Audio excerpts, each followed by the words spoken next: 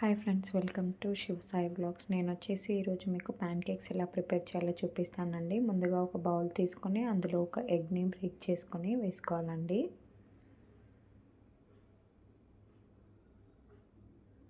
అందులోనే 1.5 teaspoon vanilla essence వేసుకోవాలి.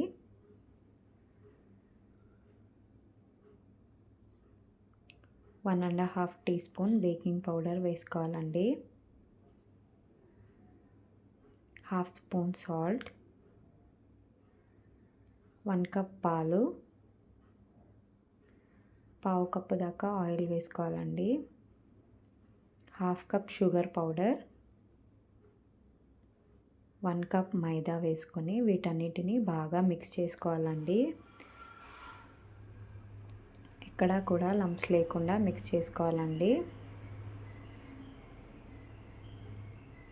ఇలా మిక్స్ చేసుకునేటప్పుడు బ్యాటర్ కనుక మనకి థిక్గా అనిపిస్తే ఇందులో కొద్దిగా వాటర్ని వేసుకుంటూ బ్యాటర్ని మిక్స్ చేసుకోవాలండి.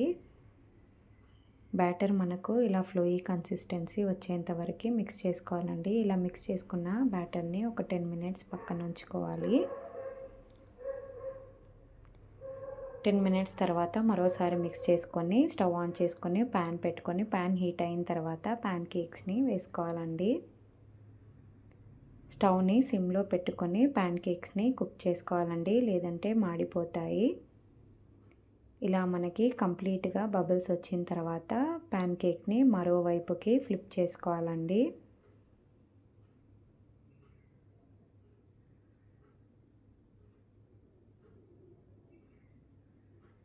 ప్యాన్ కేక్ మనకు ఇలా గోల్డెన్ బ్రౌన్ కలర్లో రావాలండి.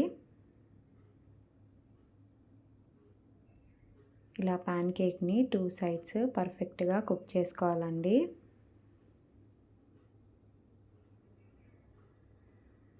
ఇదే విధంగా మరో ప్యాన్ కేక్ని ప్రిపేర్ చేసుకోవాలండి. నేను ప్యాన్ కేక్ని మైదాతో ప్రిపేర్ చేస్తున్నానండి. మీరు కావాలనుకుంటే గోధుమ పిండితో కూడా ప్రిపేర్ చేసుకోవచ్చండి. ప్యాన్ కేక్స్ పిల్లలు చాలా ఇష్టంగా తింటారండి.